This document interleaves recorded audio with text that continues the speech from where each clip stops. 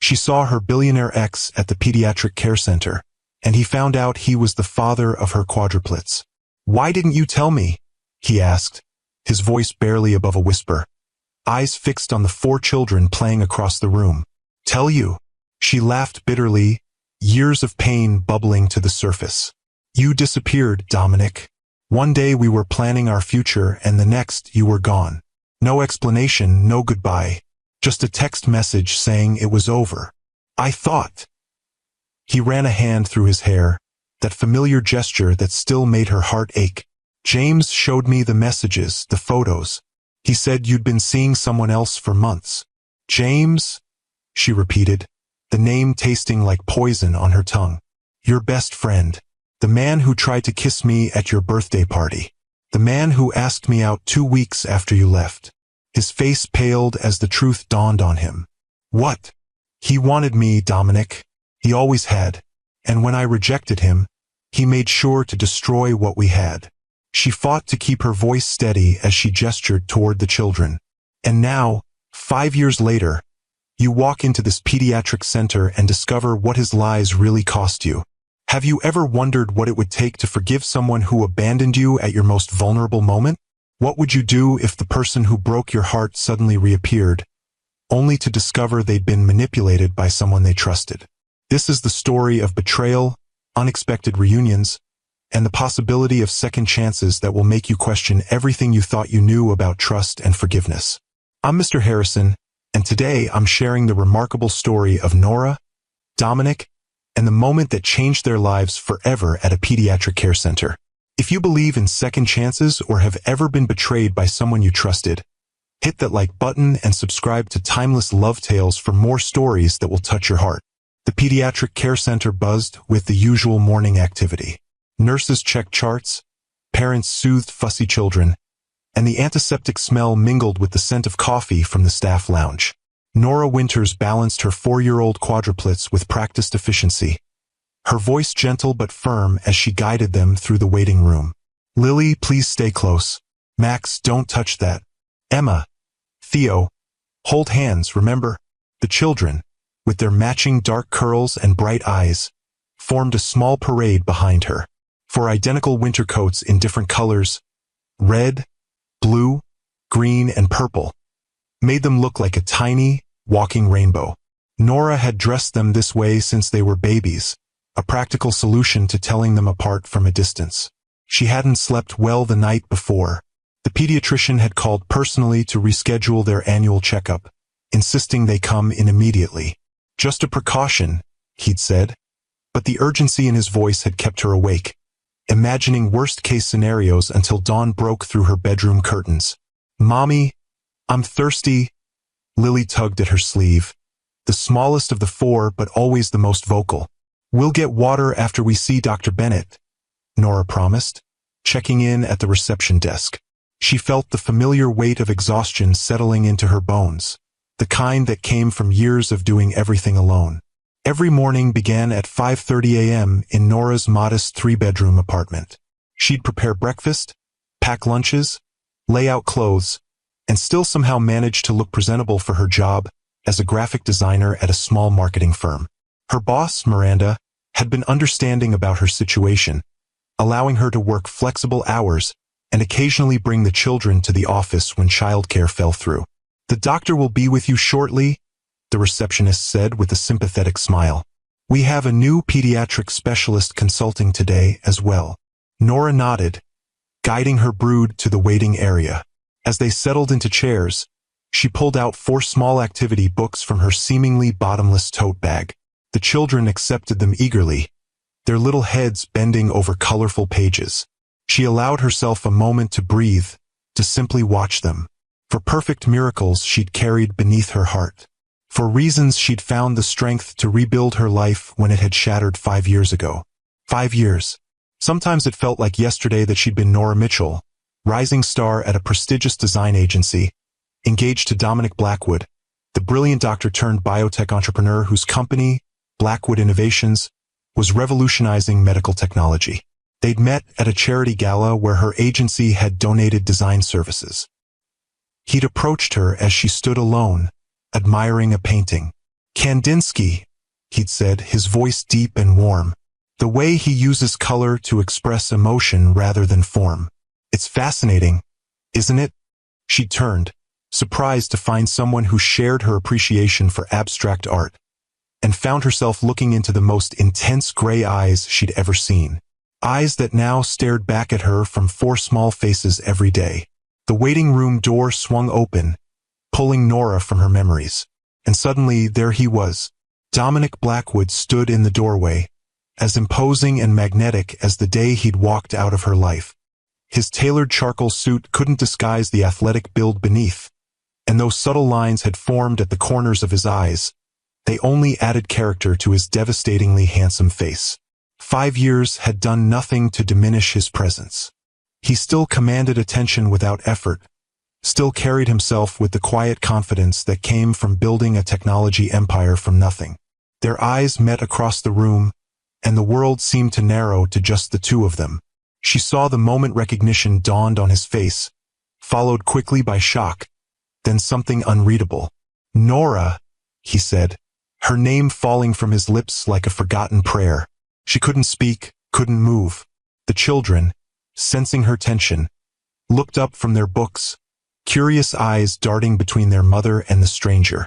Dominic's gaze shifted to the children, and she watched as confusion gave way to dawning realization.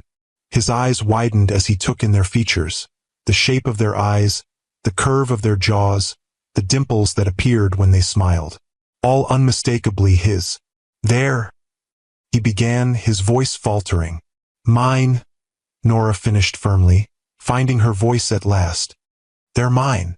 But even as she said it, she knew the truth was written across their faces. For pairs of eyes, the exact shade of stormy gray as his, stared back at him with innocent curiosity. "Ms. Winters," a nurse appeared, mercifully breaking the moment. "Dr. Bennett is ready for you and the children." Nora stood quickly, gathering the children's books. "Come on, little ones. Time to see the doctor." As she ushered them toward the examination room, she felt Dominic's eyes following her, burning with questions she wasn't ready to answer. Questions she'd rehearsed responses to for years, never believing she'd actually need them. "Mommy, who was that man?" Max asked, always the most perceptive of her children. "Just someone I used to know," she replied, her voice steadier than she felt. The examination passed in a blur. Dr. Bennett explained that recent lab results showed the children might have a rare genetic condition. Nothing immediately life-threatening, but something that required monitoring and possibly specialized treatment. He wanted a pediatric geneticist to consult, someone who specialized in rare hereditary conditions. "We're fortunate to have Dr. Blackwood visiting today," Dr. Bennett explained, oblivious to the tension radiating from Nora. "He's one of the leading experts in pediatric genetics." Before she could protest, the door opened and Dominic entered, now wearing a white coat over his suit, a stethoscope around his neck. The transformation from billionaire CEO to medical specialist was jarring. "You're a doctor?" The words escaped her before she could stop them. "I never stopped practicing," he replied quietly. "One day a week, at least. It keeps me grounded." She remembered then how he'd worked his way through medical school before founding his biotech company, how he'd always said that healing people mattered more than making money. It was one of the things she'd loved about him. The next hour was excruciating. Dominic examined each child with gentle, professional hands, asking questions about their development, their health history. Nora answered mechanically, watching as her children warmed to him instantly, giggling at his silly jokes, answering his questions with childish enthusiasm. "What's your favorite color?" he asked Lily as he checked her reflexes. "Purple," she declared proudly, pointing to her coat. "Like my coat. Emma's is green, Theo's is blue, and Max's is red." "That's very helpful," Dominic said, his voice thick with emotion. "It must be hard to tell you apart sometimes." "Mommy never gets us mixed up," Emma chimed in. "She says our hearts are all different colors too, on the inside where you can't see." Dominic's eyes met Nora's over Emma's head, and the pain she saw there made her look away. "They're remarkable," he said finally, his voice thick with emotion he was clearly trying to control. Perfectly healthy, though I'd like to run some additional tests to rule out the condition Dr. Bennett is concerned about. When the examination was complete, Dr. Bennett took the children to the playroom down the hall, leaving Nora and Dominic alone for the first time in 5 years. The silence between them was deafening. If you've ever had a moment where your past and present collided unexpectedly, hit that like button. And if you're wondering how Nora and Dominic will navigate this impossible situation, subscribe to Timeless Love Tales with Mr. Harrison. The most revealing part of their confrontation is just beginning, and you won't want to miss what happens when the full truth about James's betrayal comes to light. The confrontation that had been building for 5 years was finally happening, and neither of them seemed prepared for the tidal wave of emotions it unleashed. "Why didn't you tell me?" Dominic finally asked, his voice barely above a whisper. Nora laughed bitterly. "Tell you? You disappeared, Dominic. One day we were planning our future and the next you were gone. No explanation, no goodbye. Just a text message saying it was over. I thought." He ran a hand through his hair, a gesture so familiar it made her heart ache. "James showed me the messages, the photos. He said you'd been seeing someone else for months." "James?" she repeated, the name tasting like poison on her tongue. "Your best friend. The man who tried to kiss me at your birthday party. The man who asked me out 2 weeks after you left." Dominic's face paled. "What?" "He wanted me, Dominic. He always had. And when I rejected him, he made sure to destroy what we had." She crossed her arms, fighting to keep her voice steady. "But you believed him without even asking me, without giving me a chance to explain." "I saw the evidence with my own eyes," he said, but doubt had crept into his voice. "Fabricated evidence," she countered. "I never betrayed you. Never. But you betrayed me when you walked away without a word." He sank into a chair, the weight of her words visibly crushing him. "I was a fool," he whispered. "A complete fool." "Yes, you were." She wouldn't soften this for him, couldn't ease the blow of his own mistakes. "When did you find out about the pregnancy?" 3 weeks after you left. I tried to call you then. Your number was disconnected. I went to your office, but security wouldn't let me in. I even wrote letters that came back unopened." She paused, the memory still painful. "Eventually, I got the message. You didn't want to be found." Dominic looked stricken. "James handled all my communications after the breakup. He said it would be better for me to make a clean break." "Of course he did," Nora said bitterly. "And you trusted him completely." "I was devastated, Nora. I thought the woman I loved had betrayed me. I wasn't thinking clearly. And I was pregnant with quadruplets, abandoned by the man I thought would love me forever. Do you think I was thinking clearly?" Her voice broke slightly. "I had to move back in with my parents. I had to quit my job. I had to figure out how to be a mother to 4 babies all at once, all while trying to heal from what you did to me." The memory of those early days washed over her. The shock of the doctor announcing not 1 baby, but 4. The terrifying complications that led to 3 months of bed rest. Her parents' small house, crowded with baby equipment. The endless nights of feeding, changing, soothing. And through it all, the aching absence of the man who should have been by her side. "My mother had just been diagnosed with early-onset Alzheimer's," she continued, the words pouring out now. "My father was trying to care for her and help with the babies. I was trying to freelance between feedings. We were drowning, Dominic." He stood, taking a step toward her. "I can never undo what happened. But they're my children too, Nora. I've missed 4 years of their lives already. I don't want to miss any more." She looked at him, really looked at him, for the first time since he'd walked into the waiting room. Behind the success and the confidence, she saw regret etched into the lines of his face. She saw the pain of a man who had just discovered he was a father, who had lost years he could never get back. "They ask about you," she admitted quietly. "Not you specifically, but about their father. I've never lied to them. I've told them that you didn't know about them, that sometimes grown-ups make mistakes." Hope flickered in his eyes. "What else have you told them?" That you're a good man who would have loved them very much if you'd known they existed. It was the truth, or at least what she'd believed was the truth, even in her darkest moments of anger. The night Dominic had left still played in her mind with painful clarity. They'd been planning their wedding, discussing venues over dinner at his penthouse apartment. His phone had buzzed repeatedly with messages from James, but he'd ignored it, focused on her. "The botanical garden in June," he'd said, reaching across the table to take her hand. "I can already see you walking toward me, surrounded by flowers." Then his phone had rung, and this time he'd answered. James's voice urgent on the other end. Dominic's expression changing from annoyance to concern to shock. He'd excused himself, disappearing into his office for nearly an hour. When he'd returned, he was a different man. Cold, distant, his eyes hard as he asked her to leave. She'd been confused, hurt, demanding an explanation he wouldn't give. The next morning, the text had come, "I know about him. It's over. Don't contact me again." She tried calling, texting, even going to his apartment, but he was gone. Vanished as if their 2 years together had meant nothing.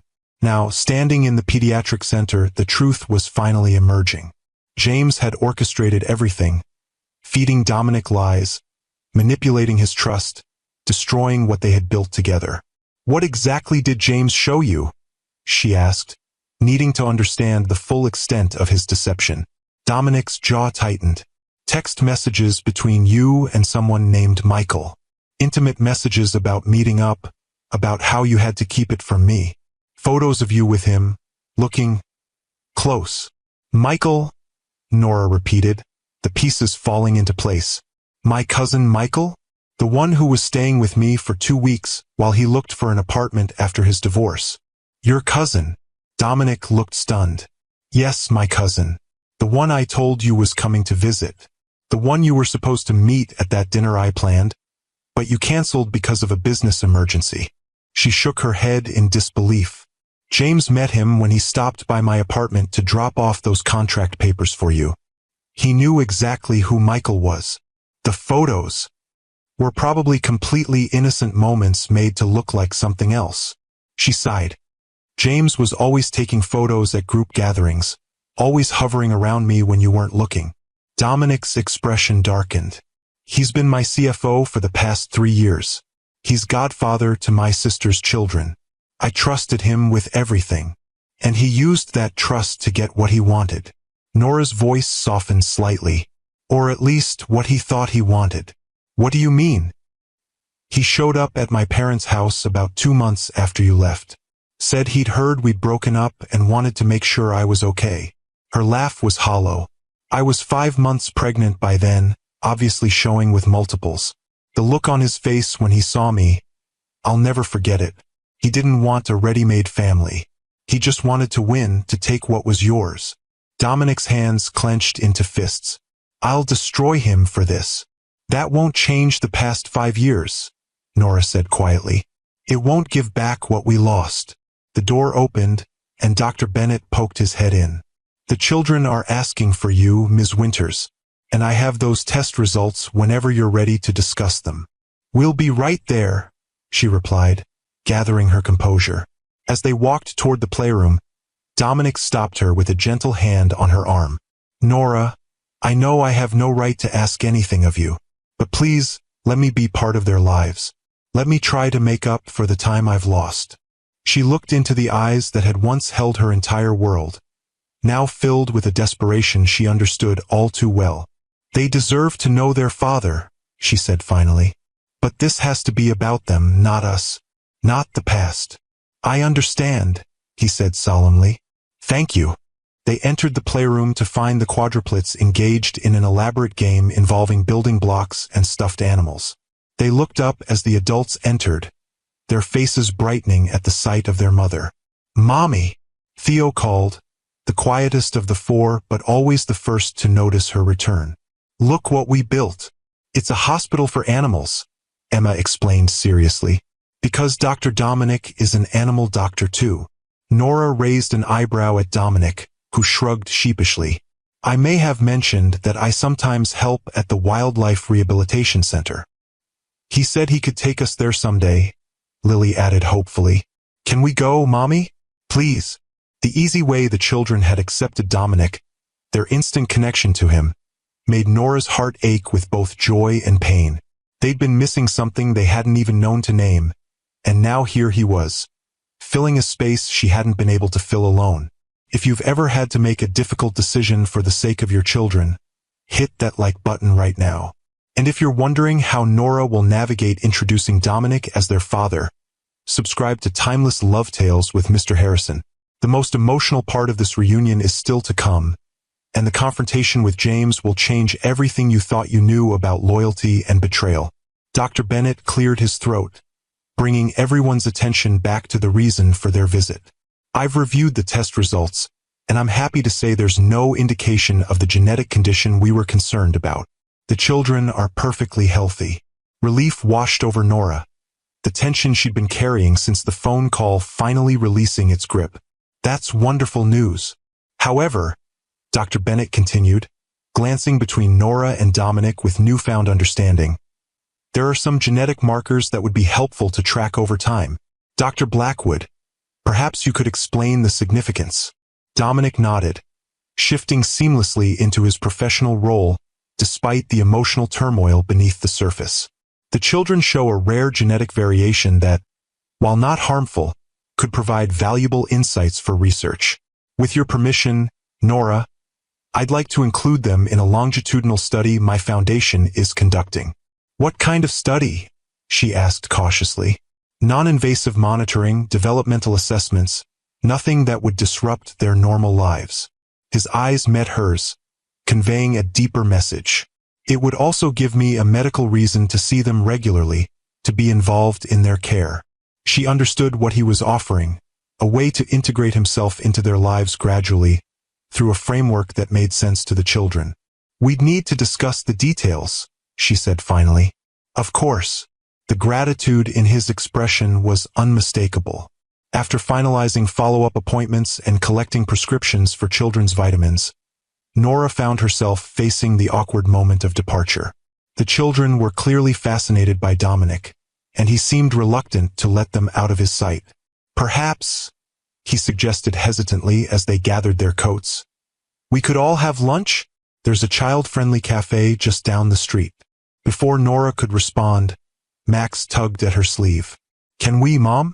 Dr. Dominic says they have the best grilled cheese sandwiches.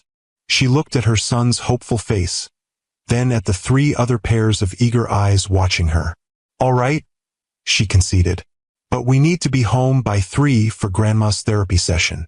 The cafe was exactly as Dominic had described, bright, colorful, with a small play area visible from every table.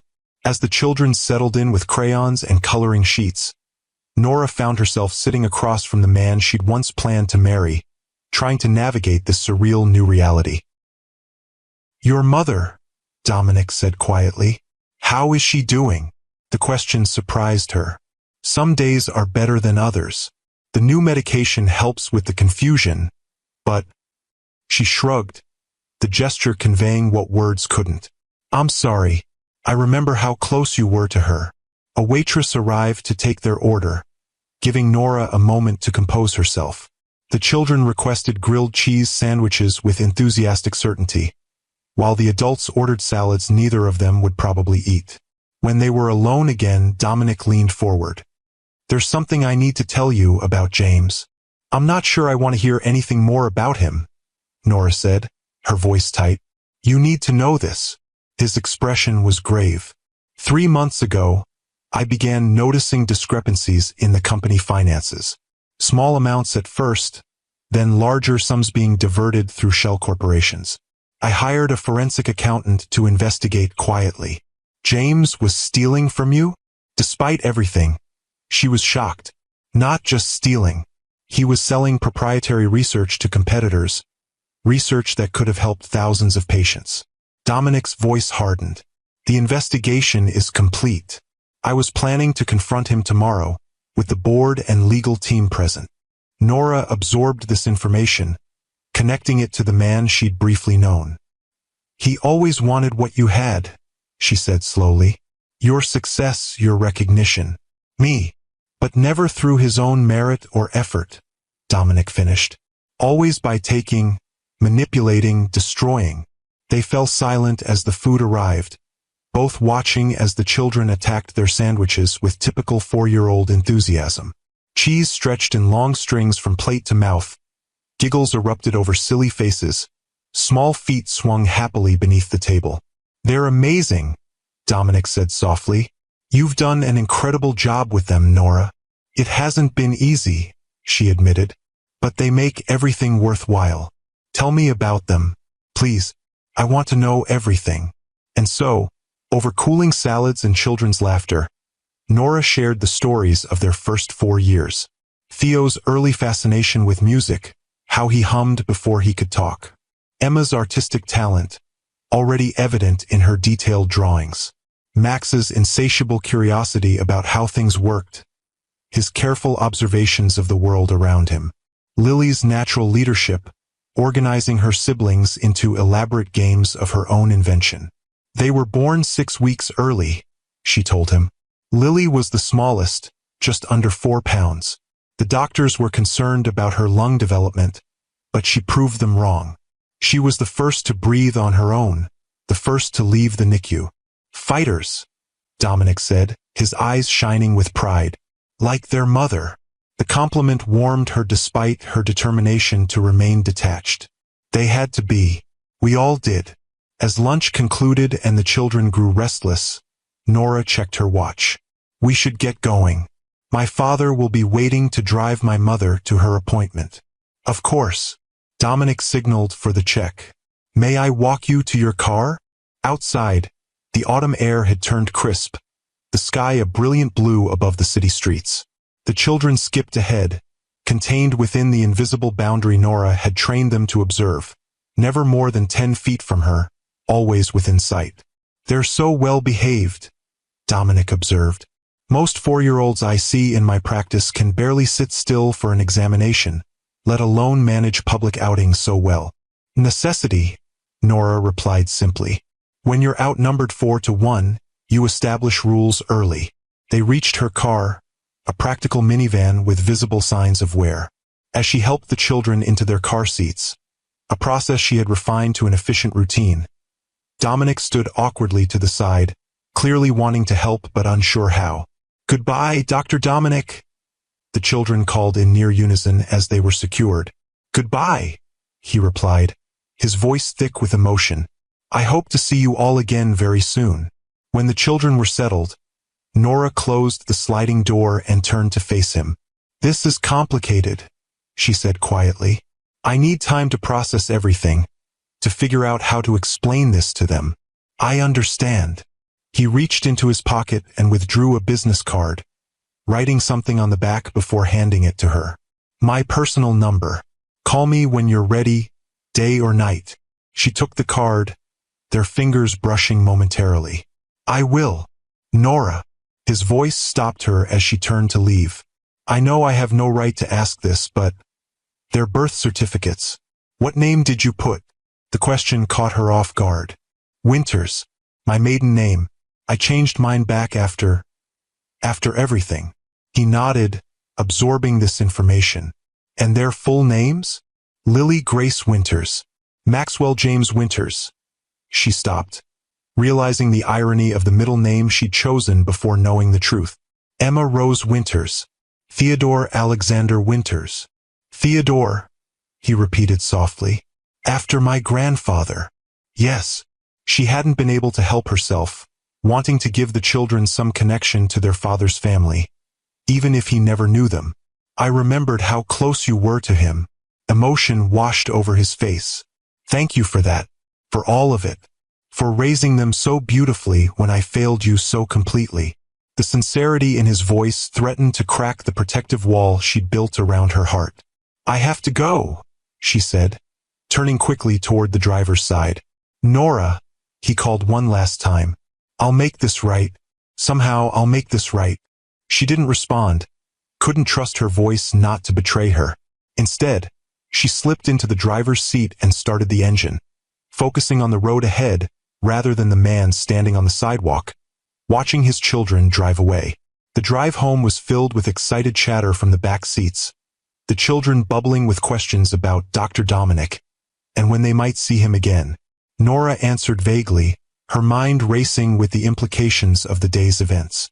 Her modest townhouse welcomed them with familiar comfort, toys neatly organized in colorful bins, family photos lining the walls, the slight scent of the cinnamon candles she loved.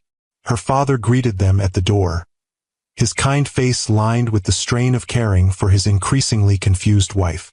"How was the appointment?" he asked, helping the children with their coats.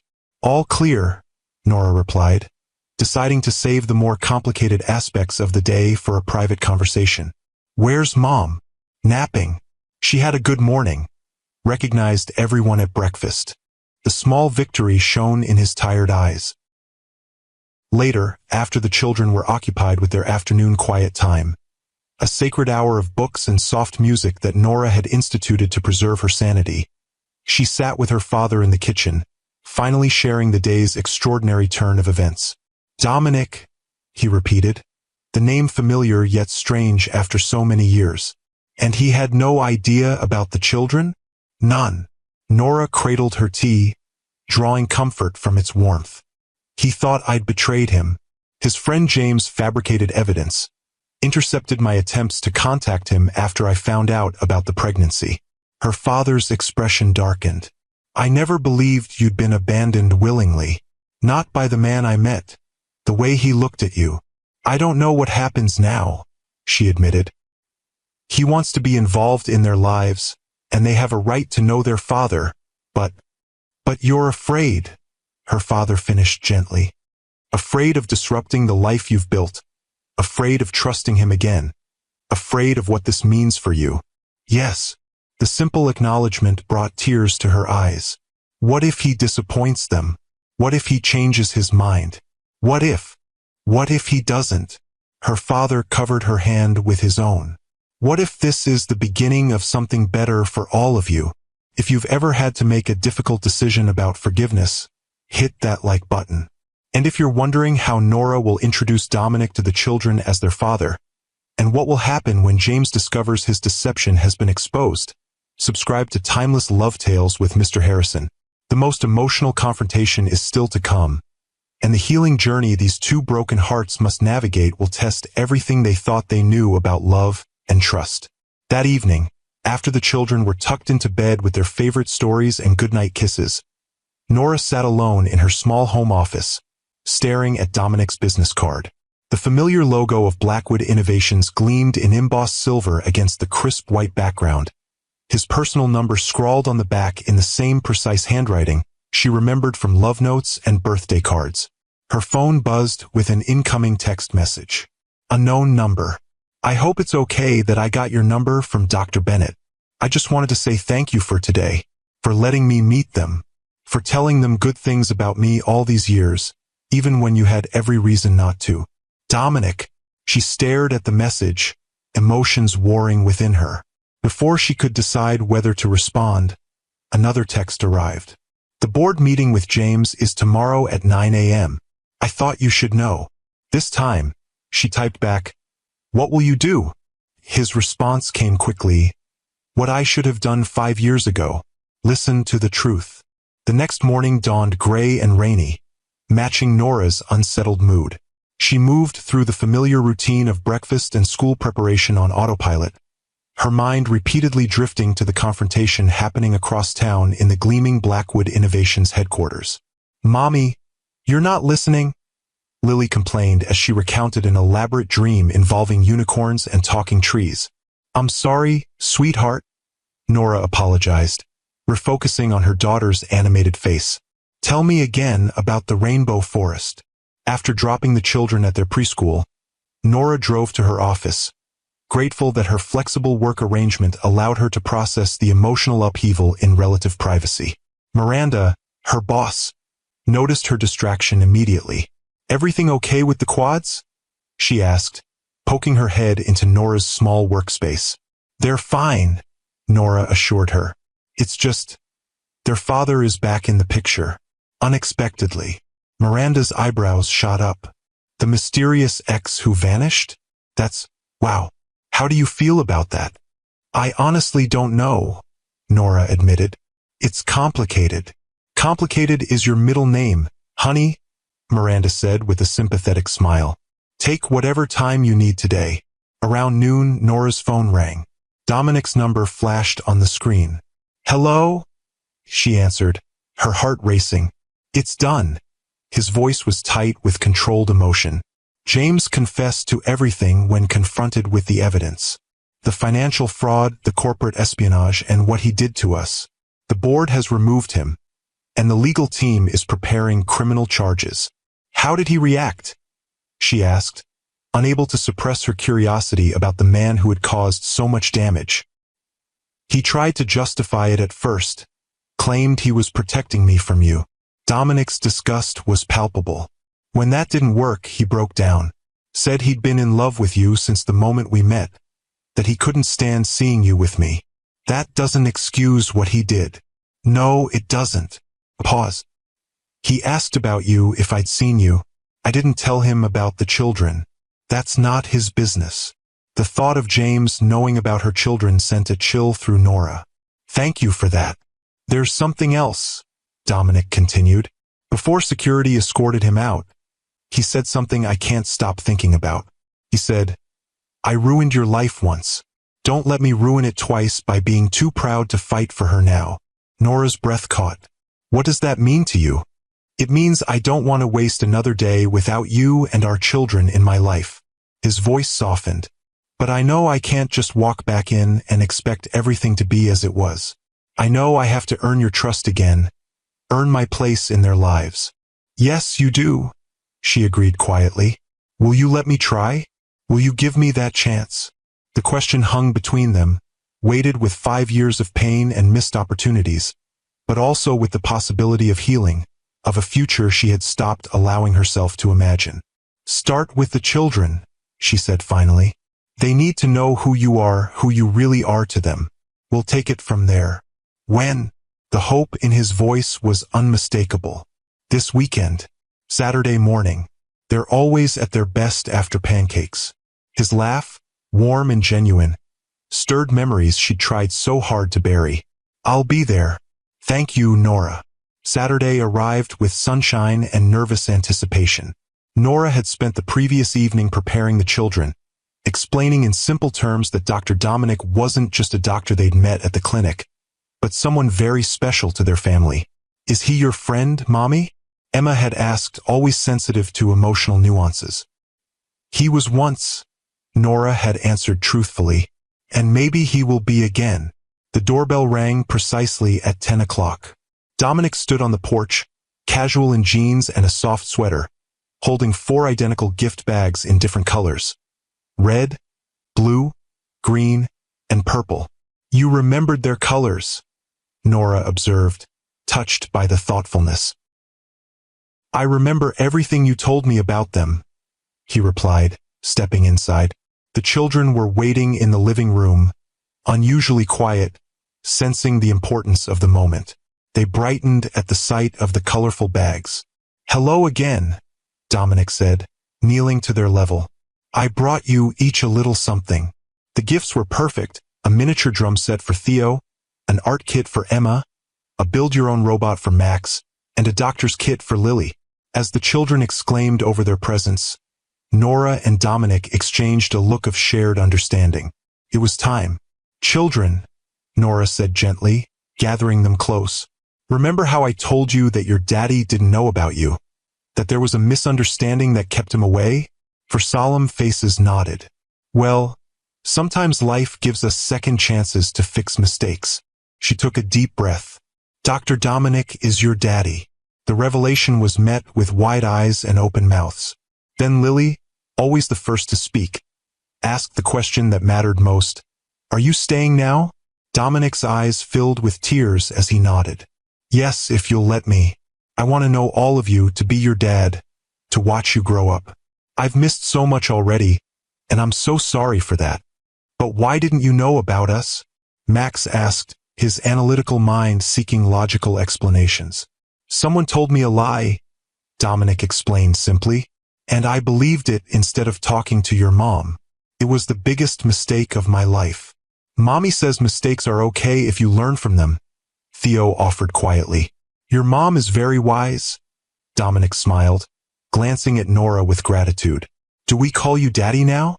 Emma asked, practical as always. Only if you want to, he assured her.